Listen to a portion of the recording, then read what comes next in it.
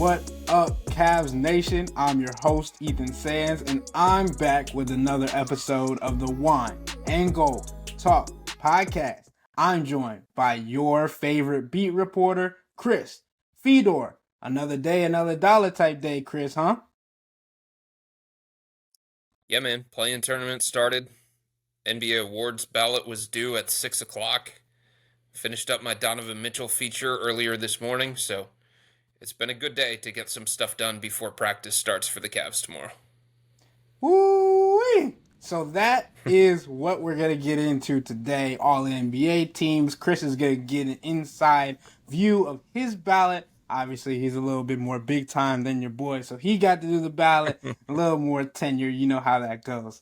And then we're also going to talk about the play-in tournament, and we're also going to get an inside view of practice before practice. Yes, we're going to talk about practice, as AI would say. And Chris, I don't know if you know this, but AI hates that got blown out of proportion because of everything that he had going on in his life at that time. Like, he just simply didn't want to go to practice because of things going on in his life. And I think that's a good place to start, Chris, is that life comes before basketball. Like, this is a job. Like, this is something that we get the opportunity, the pleasure, the delight of doing. But livelihood definitely comes before this, and there's a lot of different things that go on in people's lives, and people are human. Let's go with that. You gotta just stay aware of that and know that everything that goes on is just a part of one aspect of people's lives. So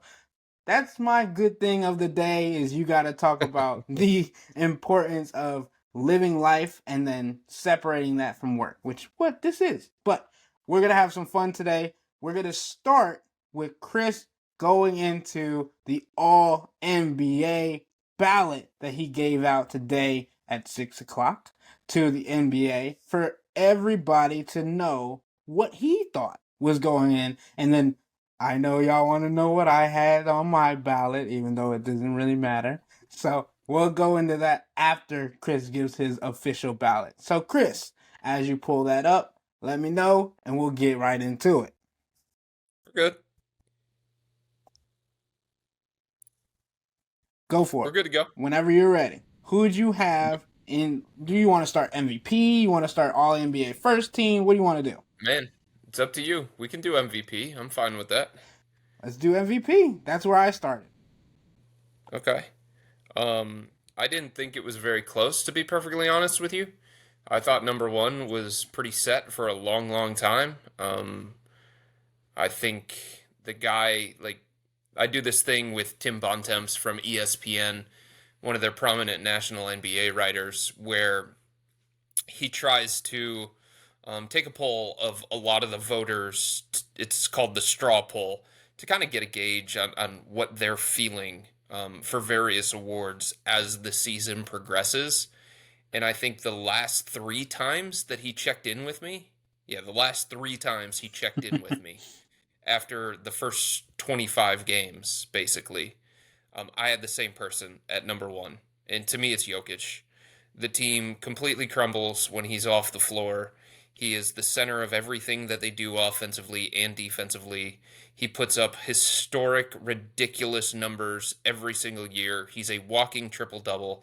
They're one of the best teams in the NBA. They're a legitimate championship contending team. And I thought it was closer when it came to the race for second, third, fourth, and fifth than it was for first. I felt very similar to how I did about the Boston Celtics being on their own tier in the Eastern Conference. I felt like Jokic was on his own little MVP tier, and then everybody else was battling for second place. So I had somebody else. I like to argue with Chris.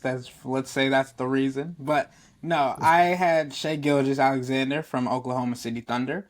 And knowing what he was able to bring to such a young core, the amount that he was able to bring for them on a nightly basis, averaging 30 points, being able to do that on a nightly basis, like that is something that a lot of people thought that the Oklahoma City Thunder were going to be a team that was going to take a couple years to get to the number one overall seed in the Western Conference.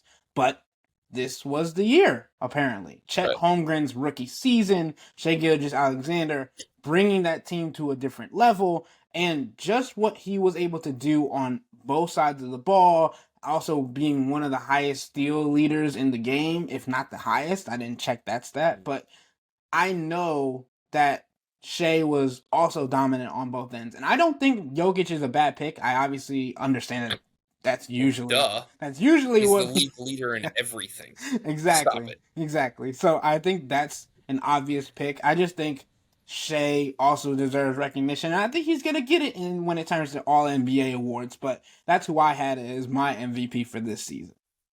That's a ridiculous line of thinking. Like, yes, he's going to get recognition. He might finish second in MVP, and there's nothing wrong with that. He might finish third in MVP. There's nothing wrong with that.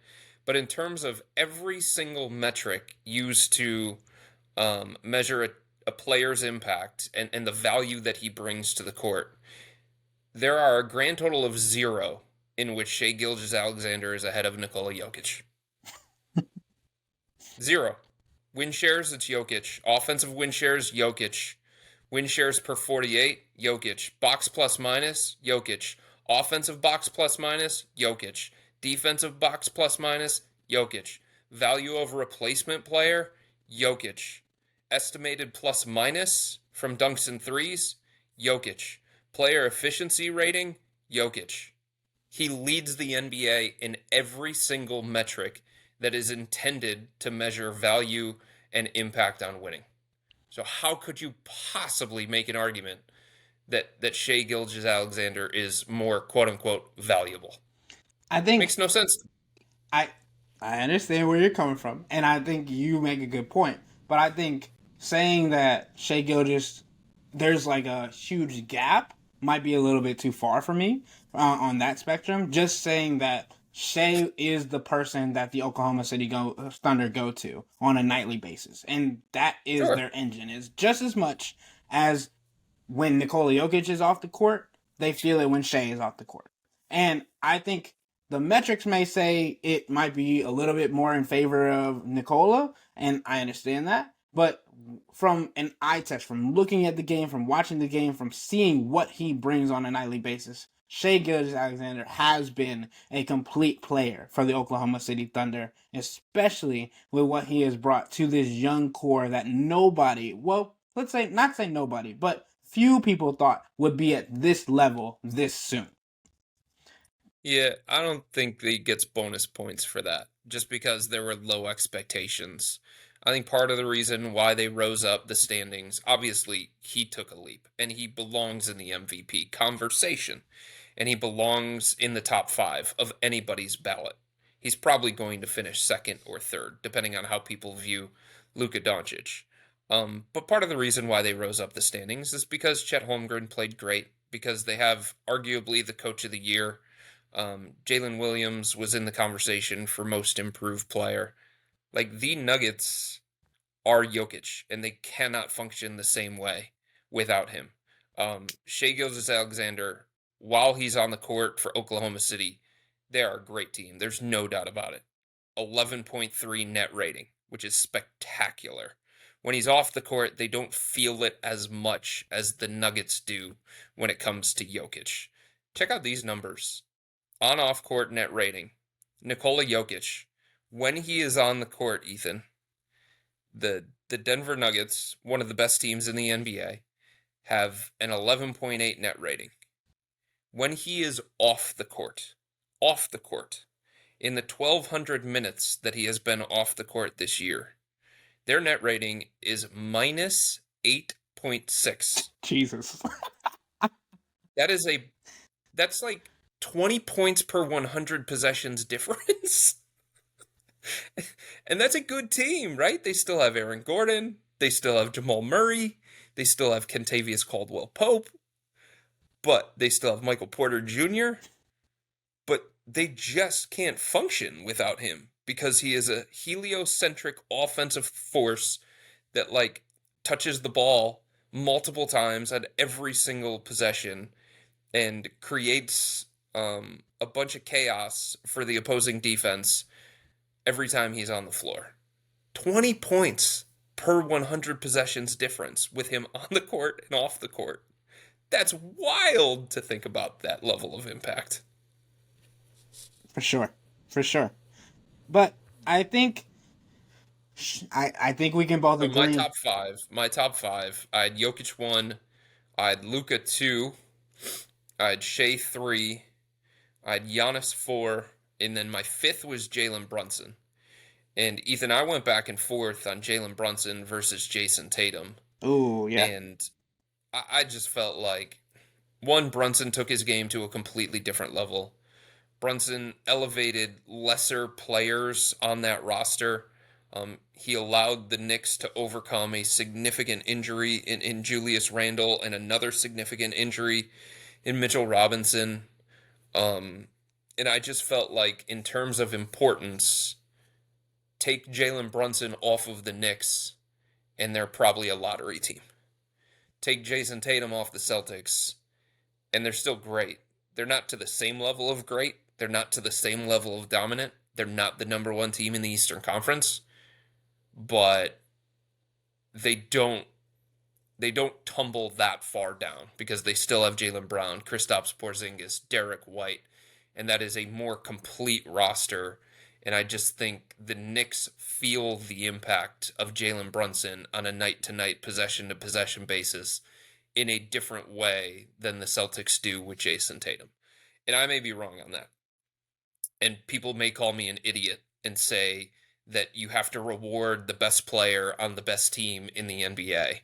But Jalen Brunson's team was second in the NBA, in the Eastern Conference anyway. And without him, they're probably like the Atlanta Hawks or the Charlotte Hornets or something like that. So I want to circle back just to our Shea and Nikola argument just for 2 seconds because I pulled up this stat. The usage rate for them two is completely different. The usage percentage for Shea Gilgeous-Alexander is 31.7, and then Nikola Jokic's is 28.8. So there's a little bit of a difference there, so you understand what he's able to do in with having the ball in his hands a lot and things of that nature. But in terms of the conversation for Jalen Brunson, I think you're accurate with that because Jalen, like we talk about the impact of players in the situations that they're in. That's probably why I lean for Shea instead of Nikola in the MVP conversation. But Mm.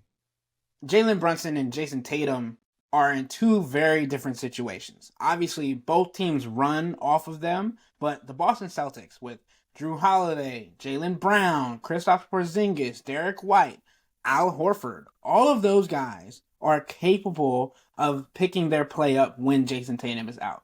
Jalen Brunson, we've seen that there is a more difficult path for them to do that. Obviously, we got to see that firsthand when Jalen Brunson went out against the Cleveland Cavaliers in Cleveland. But Mm-hmm. I think that's also a testament to what the Cavs were dealing with at the time as well. But I want to go on to the next category, which is Defensive Player of the Year. And I have a feeling we're probably on the same page for this one. I hope. But I'll let you go first. I don't know about that. I feel like I threw a curveball this year. I went Wemby. Wow. So listen, bro. Okay, hold on. Pause everything. Pause everything. Because at Okay. the beginning of this year, Yep. I'm gonna take credit for this because that's not who I went with, which is insane. But when we went with earlier in the season, I said whoever wins Rookie of the Year this year has potential to win Defensive Player of the Year as well. And you called me nuts. Yes, because he's not going to win. He's not going to win. He's got no chance of Well, winning. okay. But Yeah. that doesn't mean that I didn't feel like it was necessary to reward him. So that's the difference. I couldn't determine who I thought was the most impactful, and there were like two different things that I kept going back and forth on that I was looking at. And there's an argument for Rudy Gobert. There's an argument for Anthony Davis, and they're both very, very strong. And I think the thing that people are going to hold against Wemby is the fact that San Antonio stinks. Yep. One of the worst teams in the NBA, and one of the worst defenses in the NBA. So I think there's a legitimate question of, okay, well, how valuable is he? How impactful is he if they're still going to be one of the worst defenses in the NBA, despite the way that he plays defensively for them? And I just think when it comes to MVP, when it comes to most improved, when it comes to these other categories, I try not to hold it against a guy that his teammates stink. And I got into this whole conversation last year, and people in Cleveland hated me because I put Luka Doncic on my first team All NBA instead of Donovan Mitchell. And my whole argument was that it's not Luka's fault that Tim Hardaway Jr. was his running mate for a majority of the season. Yep. Like, it's not Luka's fault that he was playing with Dwight Powell as his starting center. Right? Dallas was bad because the roster was bad. That wasn't a Luka related thing. And I feel the same thing when it comes to Wemby and Defensive Player of the Year. He's a great defender. He makes a difference defensively every time he's on the court, blocking shots, steals, deflections, protecting the paint.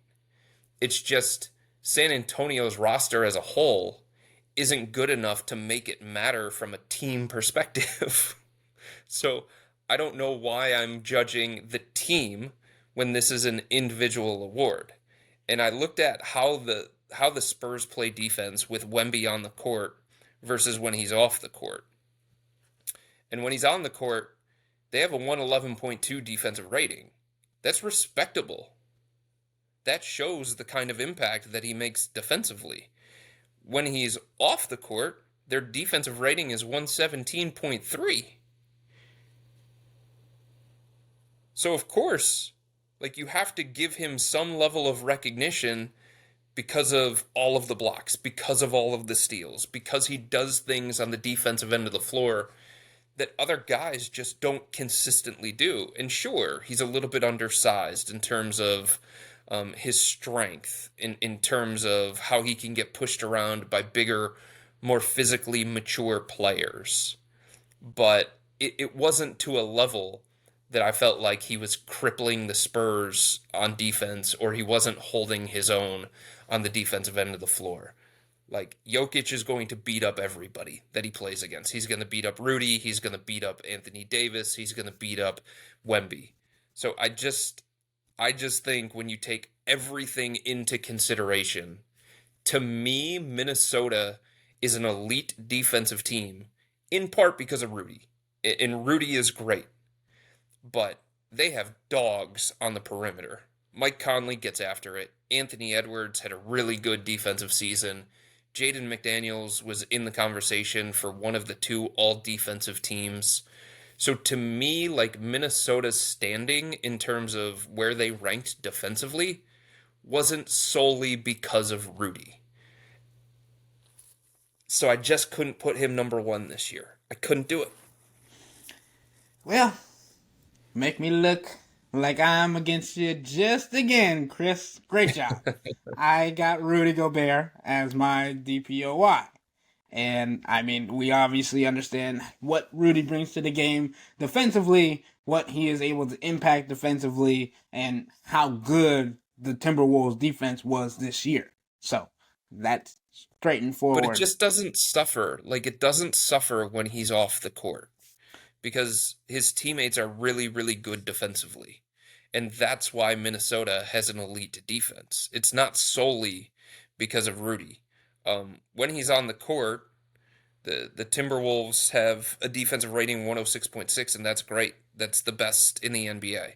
But when he's off the court, it's still 107.3 because Conley, because of Jaden McDaniels, because of Naz Reid, because of Anthony Edwards, because of a really, really good system run by Chris Finch, who's going to get votes for Coach of the Year.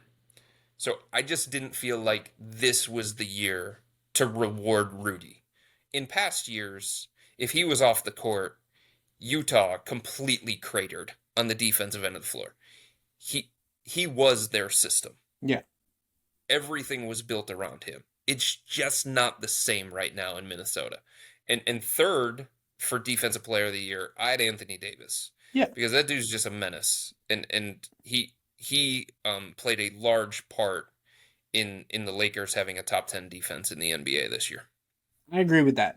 I knew those were going to be our top three, just depending on what order we put them in. And Yeah.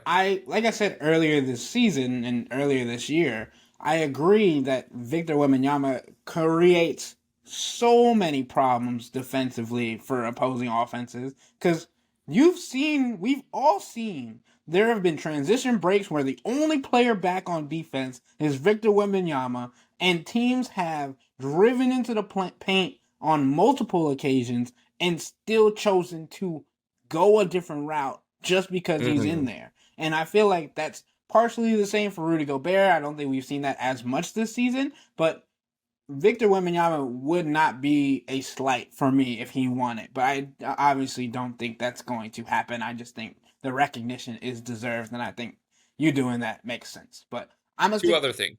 Two other things really quick. Alex Caruso, I debated him for third instead of Anthony Davis. I just think it's hard to put a perimeter defender Yeah. as opposed to somebody who anchors the defense, somebody who is the mouthpiece of the defense, somebody who is barking out all the calls, able to switch, play all the different things that you need them to play. And the other one that I considered was OG Anunoby, but he was not eligible. He did not meet the criteria. So that made it a little bit easier for me. So I want to talk about that for a second. Same with Draymond. Draymond didn't meet the eligibility requirements either. Yeah, and I want to talk about that for a second, Chris. The ineligibility portion of it, which I felt like this year took center stage for the awards. Like Hmm. everybody understood. Like Donovan Mitchell even knew that he wasn't gonna be able to get All NBA recognition because he didn't get 65 games. And there was a point where the Cavs were debating on what they were gonna do with Donovan Mitchell because of that threshold. But I think I saw something earlier today about somebody who did meet the 65 game measurements, but still was not included in the Yeah. availability for um said awards. And I think Yeah. that was insane. And Yeah. that person is Dante DiVincenzo, who played in 81 games this Yeah. season. He only missed one game, and he's being credited for 64 games with at least 20 minutes played. Hmm. And I think the biggest issue for me with this was that even games he played 94, so games he played 19 minutes and 49 seconds, 19 minutes and 49 seconds and 19 minutes and 51 seconds he got credit for. But the games with 19 minutes and 37 seconds and 19 minutes and 40 seconds didn't count for him. And I think Yeah. that is really strange. And I think there's going to be another push for a change when it comes to the Yeah. rule because of that. Because knowing somebody played in 81 games, stepped on the court 81 times, whatever, and still not being able to be up for recognition. I don't necessarily know that he would have won anything, but just not even be able to put him on the ballot stood out to me. Yeah, so Donovan talked about this a little bit earlier this year. I think it was in March. And he would know because of the role that he has with the Players Association. There are going to be conversations following this year about how to tweak this. Obviously, the NBA wanted to put something in place to cut down on load management, which was becoming an epidemic across the NBA. And it was making it very difficult on voters to figure out, what do I do with somebody who plays 40 games versus 80 games? Do I use that as a tiebreaker? And it seemed like the NBA kind of wanted to take that decision out of voters' hands and just put something in place that could be guidelines for them. But it doesn't mean that just because it is the way that it is this year, that that's how it's going to be next year or the year after or the year after. I think the NBA has a foundation thing that it has laid when it comes to how important playing games is, how important it is to be available for your team when it comes to end of season awards. But there's going to be minor tweaks to this so that some of the weird stuff that happened isn't going to happen again moving forward. And so you don't have a situation where, think about this. And I was talking to my wife about this when I was filling out my ballot at the kitchen table. Um, the list of guys that were ineligible for end of season awards, like I kept scrolling down because it's a drop down menu on the website, and I was looking for certain players, and I had to remind myself, oh wait, he didn't fit the criteria. Donovan Mitchell, Jimmy Butler, Jamal Murray, Kristaps Porzingis, OG Anunoby, Draymond Green, Joel Embiid. Think about some of those names that would be worthy of some level of end of season recognition that voters can't even choose. So I do think that this is something that the league is going to explore moving forward, and trying to see, okay, how do we take what we value and make minor corrections so that wonkiness doesn't continue to happen. What's that quote that Isaiah Thomas had from The Last Dance about not being selected for that going across? I it was I met the Forget. criteria, but I wasn't selected. Yeah, I think that's what it was. Yeah. And that is basically the opposite of what is going on. Like, we Yeah. would have selected these guys, or Chris would have selected these guys, Right. but they were Right. ineligible because of a rule that probably won't be the same coming next year. But Yeah. we're going to move on to what I hope we have at the next question. Rookie of the year. Oh, jeez. This Oh, was easy. okay. Three. Let's say it. Say it together. Say it together. Okay. 3, 2, 1. Victor Wemby. Wembanyama. Yeah. Okay. Honestly, Ethan, the top three in this category was super easy. To me, it's Wemby, it's Chet, and then it's Brandon Miller. Yep. Yep. Exactly how I had it. And I was skeptical because it's funny because this time last year, when we were talking about the NBA draft and whether Scoot Henderson should be drafted above Brandon Miller and where Wemby, and obviously Wemby was Right. going to be number one and stuff like that, I was working on a podcast in DC, producing a show for Dominique Foxworth, who works with ESPN and does Mm-hmm. great work over there. But he was a big Brandon Miller guy. And Yeah. his co-host at the time was a big Scoot Henderson guy. And looking at it now with 2020 vision, it's been interesting to see not only how good Brandon Miller has been without LaMelo Ball for a majority of the season and how he's had to step up into a role, but also on a bad Charlotte Hornets team, but also Mm-hmm. how Scoot Henderson went from looking like he wasn't going to have a huge impact on a bad Portland Trailblazers team to increasing as the season went on and having some standout performances. So, obviously, I think that the Charlotte Hornets getting Brandon Miller was the right move at this point in time. And 1, 2, 3 being Vic, Chet, Brandon Miller is the only thing that makes sense at this point in time.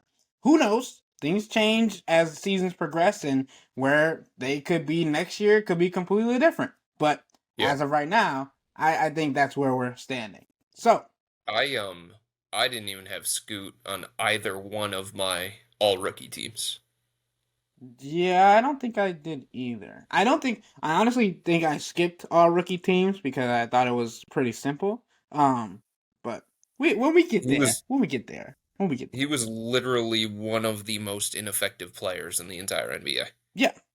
Many metrics point to that. And look, that doesn't mean that he can't go on and have a good career, it doesn't mean that he can't go on and be the franchise face of the Portland Trail Blazers, and it doesn't mean that he can't improve when the roster and maybe the coaching situation around him improves.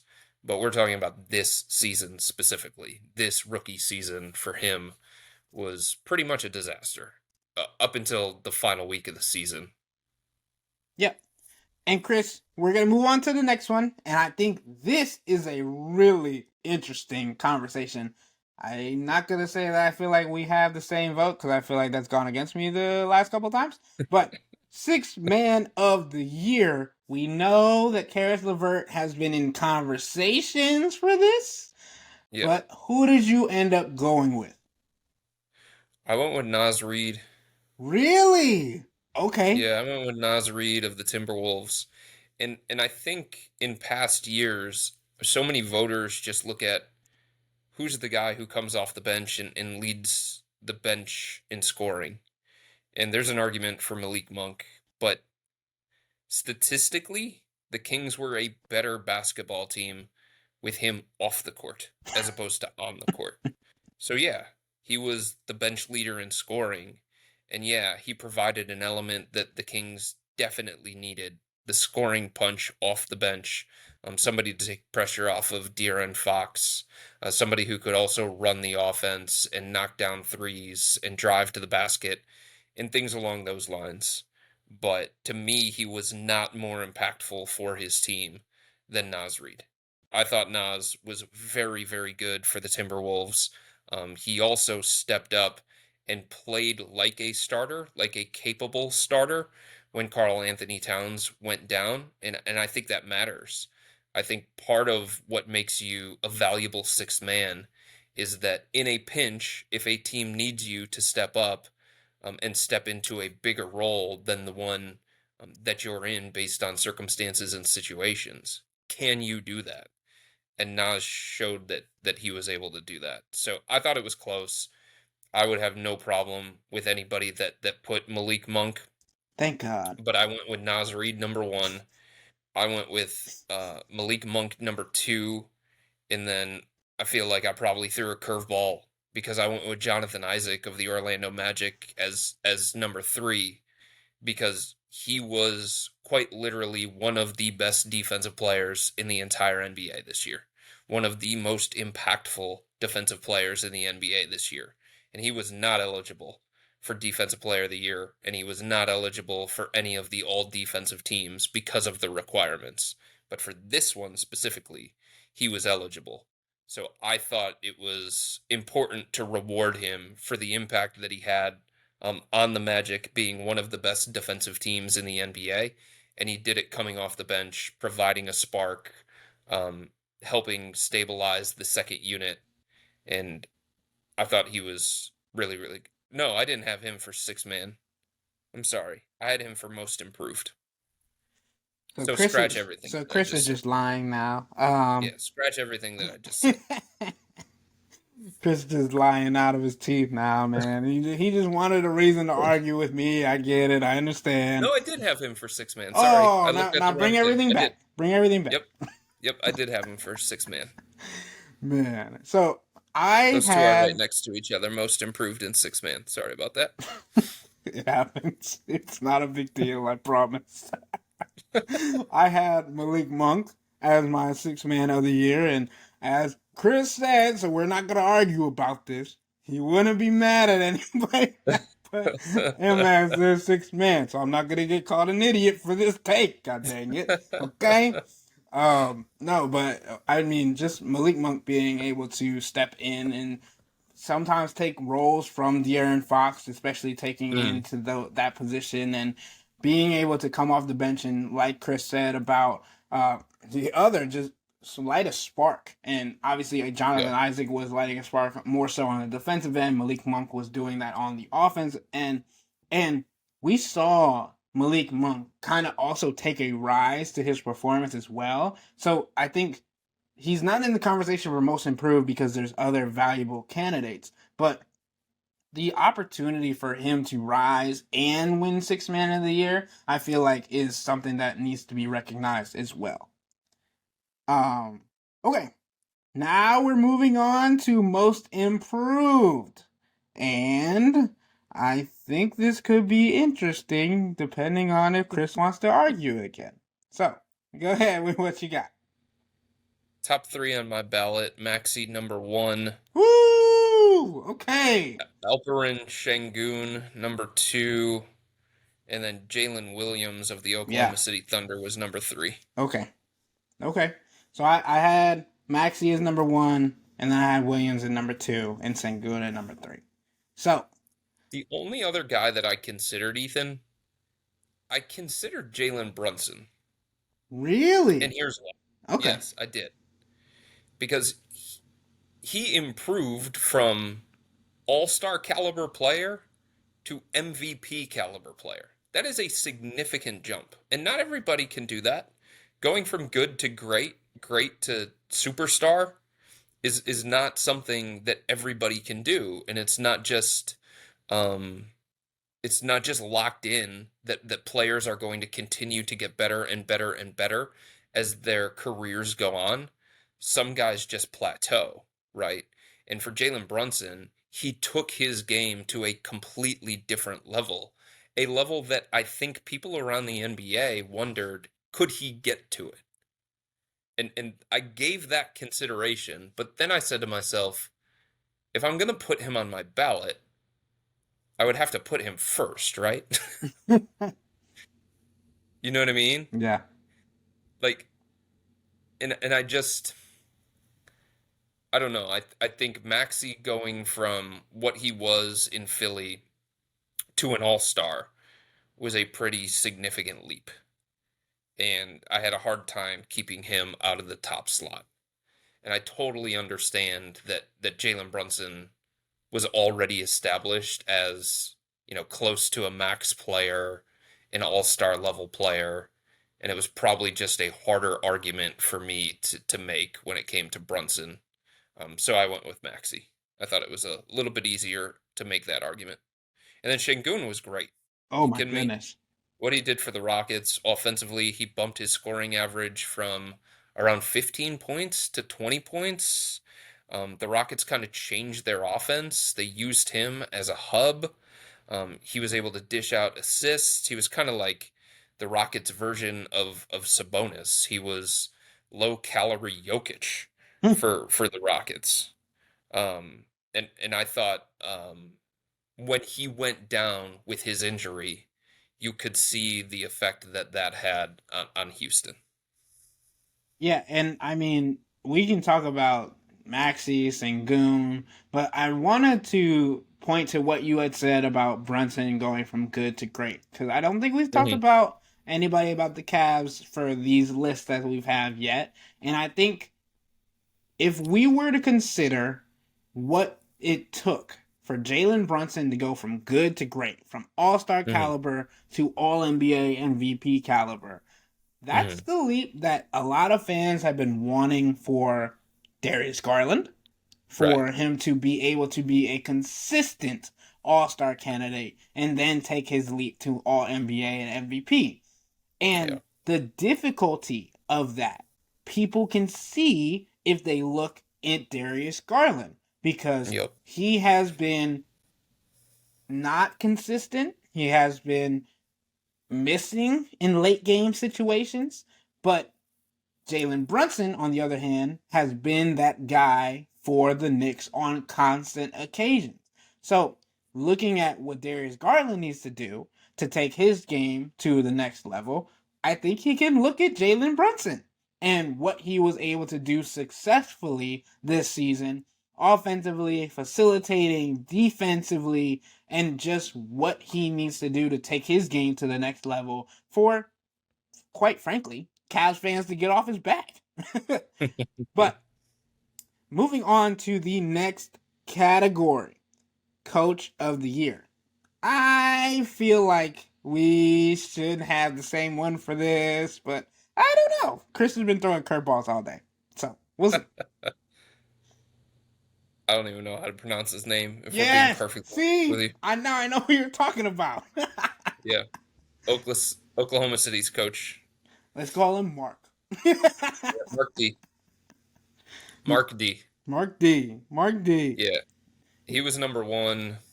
Number two was Jamal Mosley of the Orlando Magic, and number three was Chris Finch of the Minnesota Timberwolves.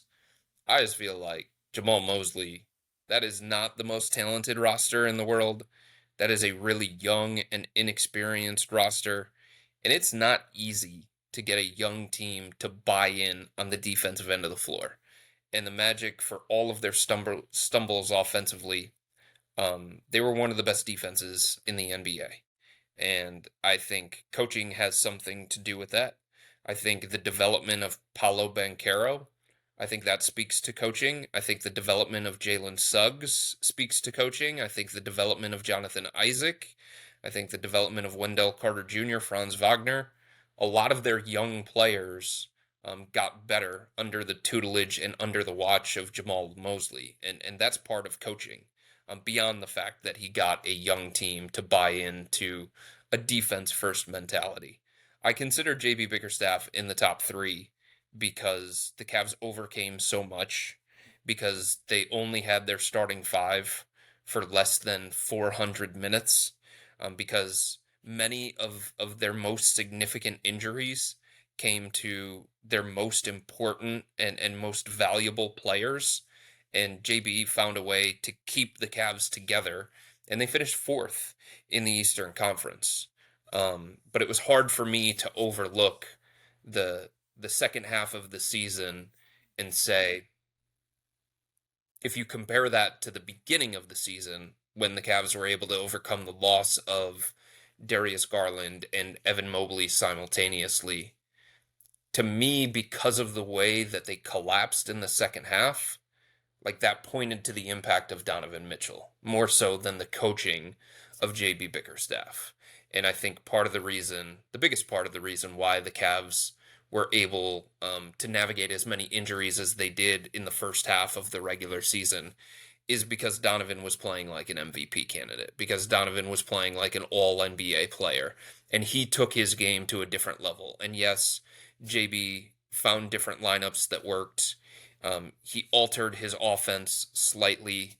The Cavs were willing to take a step back defensively to take a step forward offensively. So that shows adaptability. It shows a coach who was able to adjust.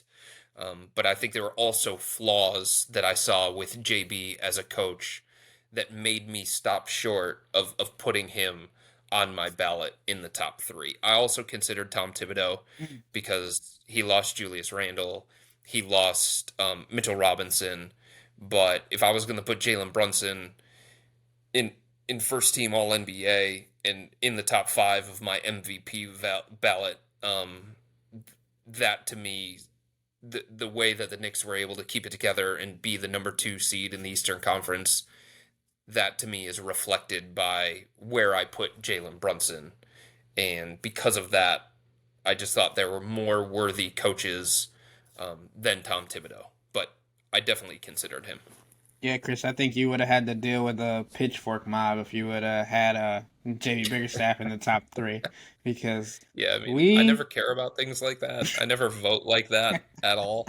I try and reward the people that I deem most worthy. Yeah, no, for sure. If you're a voter and you did not consider JB Bickerstaff, at least look at his resume and look at his worthiness, then I don't think you were paying attention to the Cavs, because very few teams around the NBA lost the caliber of player that the Cavs lost for long stretches.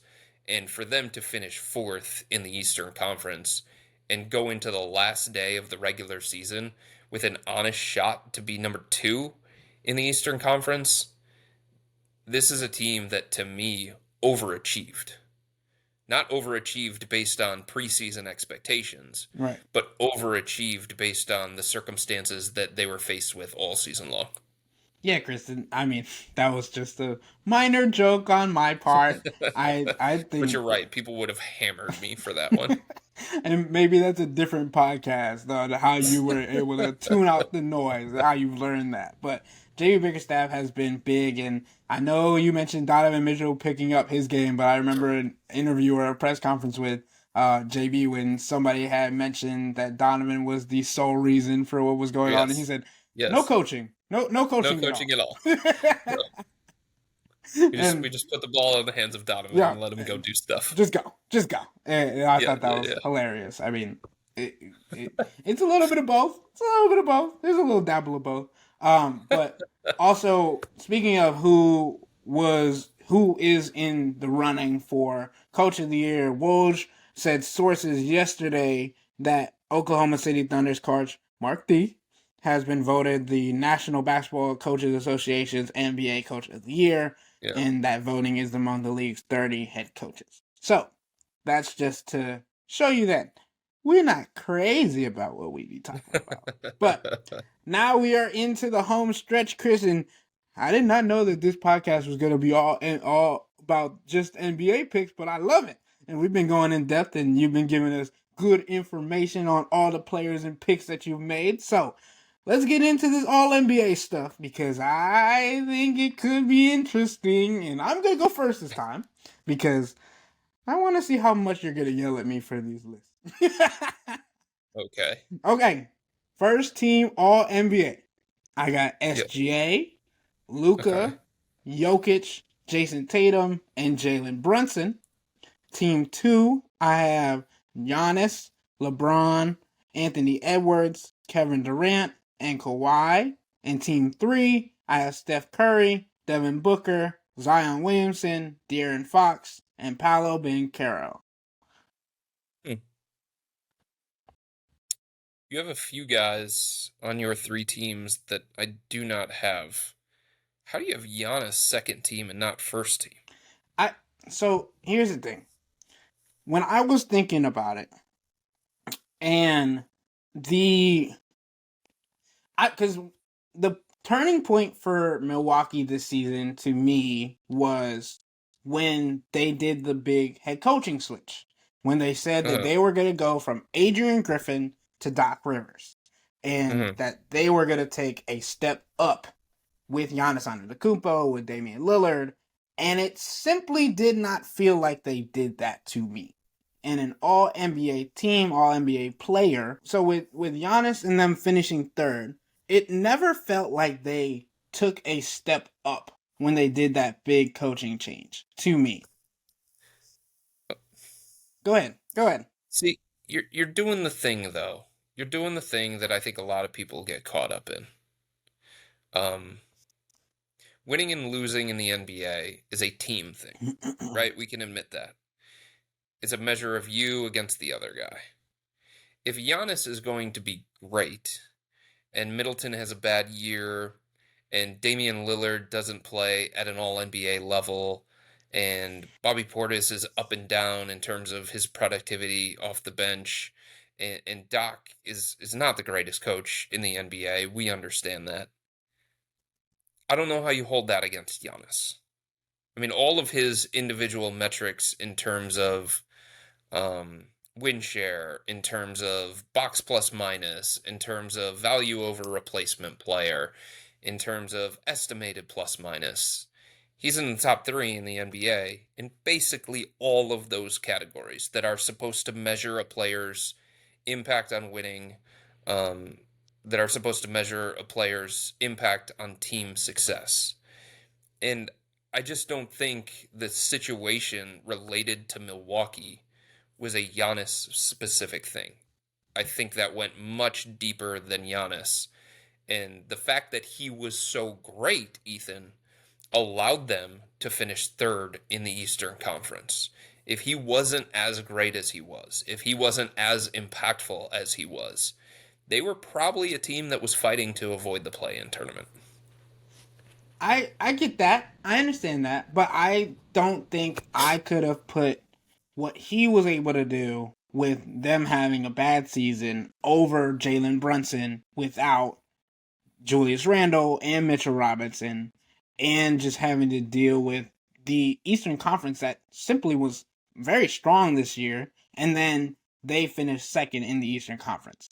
So that was my thinking of it, and putting Giannis over Jalen Brunson, or Jalen Brunson over Giannis in this situation. Yeah. You also put Jason Tatum over Giannis. I mean, Jason Tatum's the leader of the best team in the NBA, supposedly. He is, but his impact metrics do not match Giannis. Not a single one of them is better than Giannis. None. Okay. Okay. I mean, I hear you, and I don't disagree that it's a good argument, but that's where I have them. And So my first team, I just went with my top five in MVP voting. And that's one of the things, Ethan, that I liked about this year and the setup this year. It was not position specific in any way.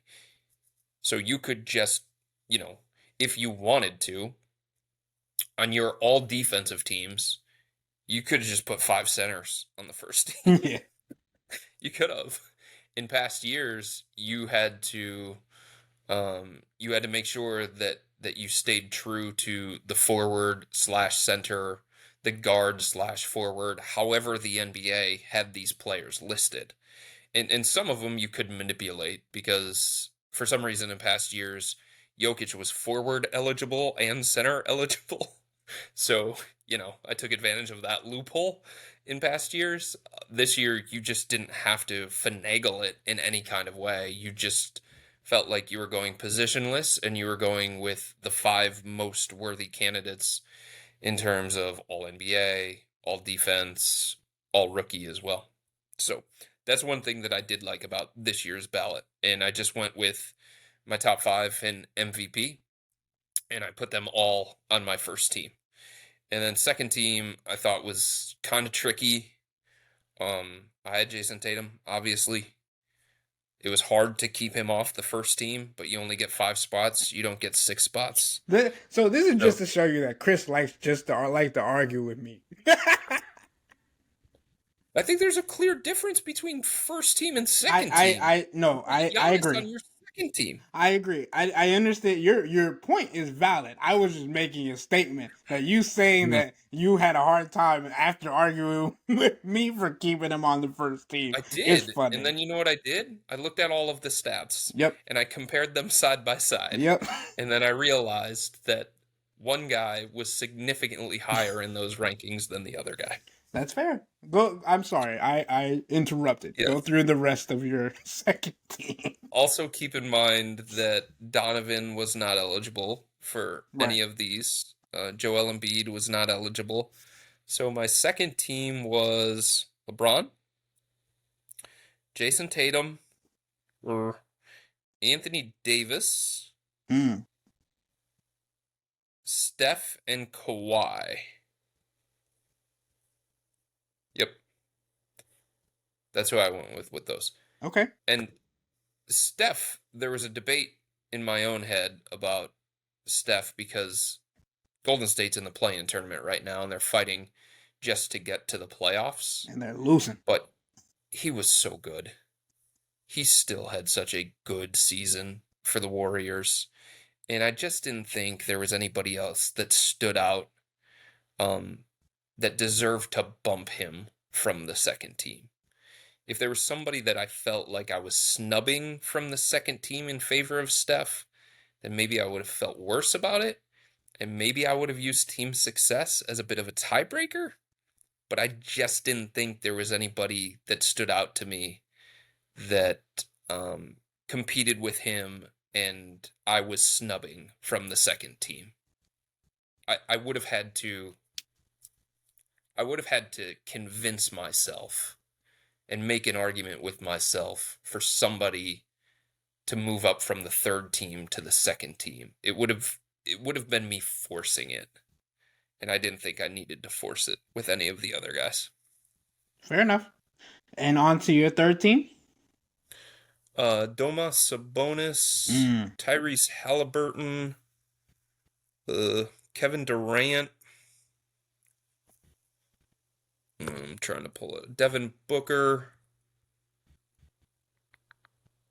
Is that 4 or 5? Anthony Edwards. Okay. Yep. Those are all respectable picks. I definitely think Oh man, the Warriors losing right now to the Kings in that play-in tournament Oh is boy. definitely gonna. I mean, obviously the awards were due at 6, so it has nothing to do with that. But Yeah, I it's a mean, regular season yeah, thing. it's regular season awards. But I mean, Steph and Yeah, the Warriors definitely might have gotten into people's heads and how bad they were this season and fighting to get into the play-in tournament. yeah, Now fighting to get to the second game of the play-in tournament, and it's not yeah. looking good for them. But I had to go Halliburton. I had to. I think at one point this season, I had him in my MVP conversation because he was so important to Indiana's success.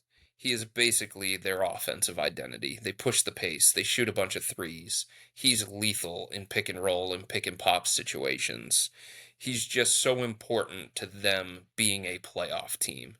And then Anthony Edwards, he was great on defense this year, and he carried such a heavy load for one of the best teams in the NBA on the offensive end of the floor, especially during a time when Cat went down with his knee injury, especially with a guy in Rudy Gobert who's not the most offensive minded big. He can play offense, he can score a little bit, he can be a lob threat, he can create vertical spacing and things like that. But it was such a heavy load that Ant was required to carry for that team, and he carried it well. And that responsibility is not always for everybody. And I thought he had a really good year, and I thought he deserved to be rewarded for that. all right, Chris, unless you want to do rookie teams, we are at the last section, all defensive teams. We definitely do not have to do rookie teams. I was forcing it to do 10 guys. Are you kidding me? Right. So we'll There end were the about podcast 7. with first team and second team defense because Yeah. rookie teams, yeah, it's a whole different thing. But okay, Yeah.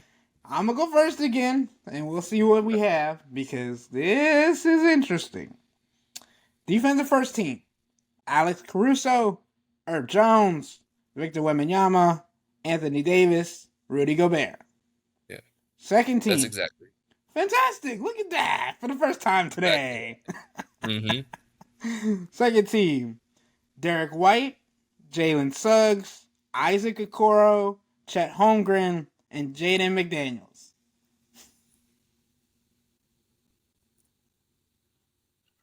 Chet Holmgren? Isaac Okoro? I mean, Wow. go ahead. Give me your second team. I'm still trying to pick myself off the floor on Isaac. Isaac? I mean, okay. Really? The amount. They're just Go ahead. Go No, you go ahead. It's your ballot. You go ahead. ahead. Defend it. Isaac Okoro had to guard the best player on any given lineup on almost every single night when he was on the floor, unless the best player was a big, and even in some cases they put him on them. And I just think that Isaac Okoro deserved just the he deserved to be looked at in that sense, like to be on an all defensive team. I think he was one of the guys that the Cavs knew that they could go to, especially on a specifically formed defensive team around Jarrett Allen and Evan Mobley. Like having him be able to step up as the guy that defended on the perimeter made that defense step up to an entirely new level.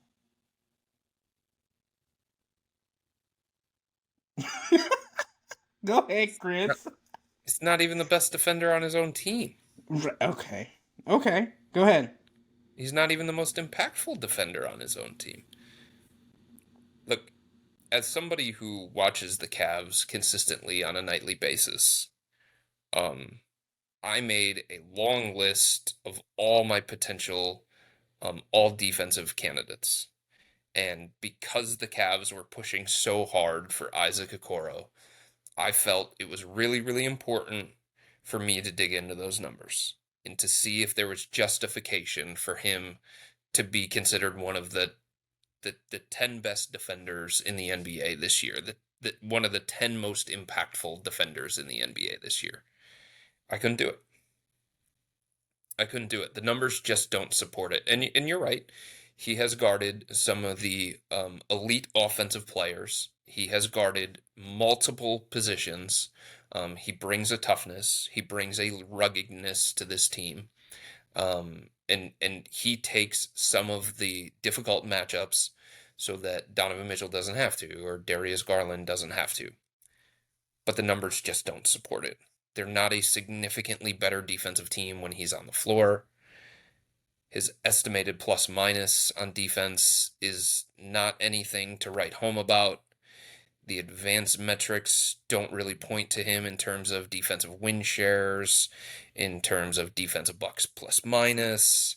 So he was on my initial list because I felt like I needed to do a lot of homework on it. But there was just nothing that supported his case, besides the fact that he plays really, really hard, and he shut down Damian Lillard, and he guarded well against Paolo Banchero in stretches, and the challenges that he got on a nightly basis were difficult. But, like, same with Jaden McDaniels. Same with Alex Caruso. Like, if you're going to be in the conversation for one of the two all-defensive teams, chances are you're guarding some of the best players in the NBA. And I just thought there were other guys that were more worthy and more effective in that particular role than Isaac. So I'm still picking myself off the floor on that one. Whew. So who do you have for your second team, Chris? Derek White, Jalen Suggs, Bam Adebayo. Okay. Jarrett Allen. Okay. And who's my last one? Jaden McDaniels, I'm assuming. No, Kawhi Leonard. Kawhi had a great year defensively. Okay. I hear you. Kawhi was in the 95th percentile as a defensive player this year. He was back to claw level stuff on the defensive end of the floor. And Jarrett Allen, here's one of the things that I did in preparation for this. I talked to many, many people inside the Cavs organization, and I asked them a pointed question off the record. I said, hey, look, I'm trying to figure out my NBA awards ballot. You tell me off the record between us, since you're looking at the numbers, since you're putting together game plans and all that kind of stuff. I said, who was more important to your defensive success? Jarrett Allen or Isaac Okoro? I don't think I got one person that said Isaac.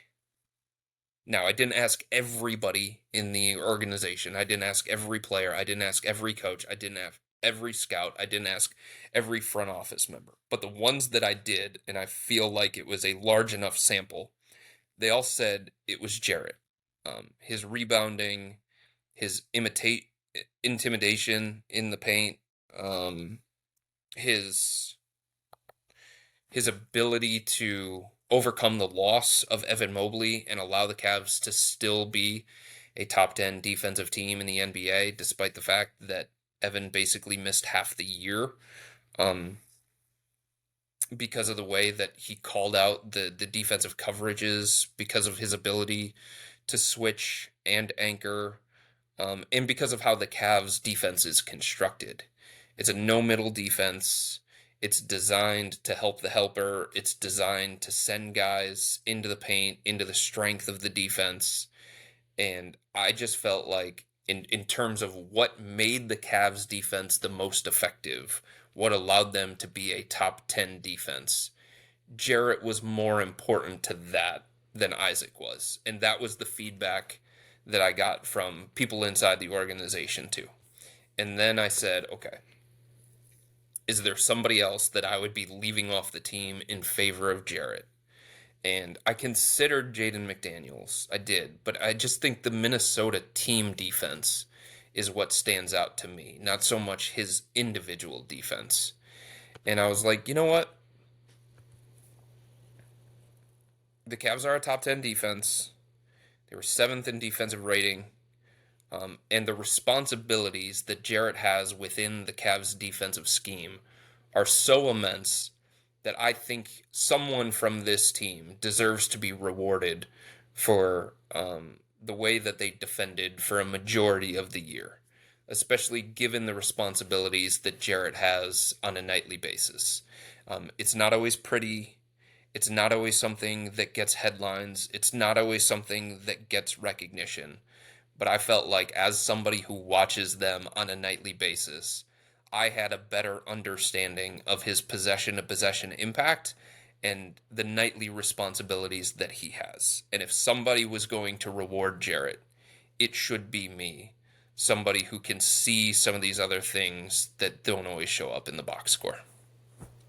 All right, Chris, I think that is everything to be covered because we're not going to do the rookie teams. We're not going to do those. So that'll be the end of today's podcast. That'll wrap up everything that we've talked about. And those are our thoughts on the All-NBA teams, MVP, all of those things, the end of season awards. So you can let us know what your choices would have been through Subtext, our subscription service. So remember to become a Cavs insider and interact with Chris and me by subscribing to Subtext. Sign up for a 14-day free trial or visit cleveland.com/Cavs and click on the blue bar at the top of the page. If you don't like it, that's fine. All you have to do is text the word STOP. It's easy, but we can tell you that the people who sign up stick around because this is the best way to get insider coverage on the Cavs from me and Chris. This isn't just our podcast, it's your podcast. And the only way to have your voice heard is through Subtext. Y'all be safe. We out.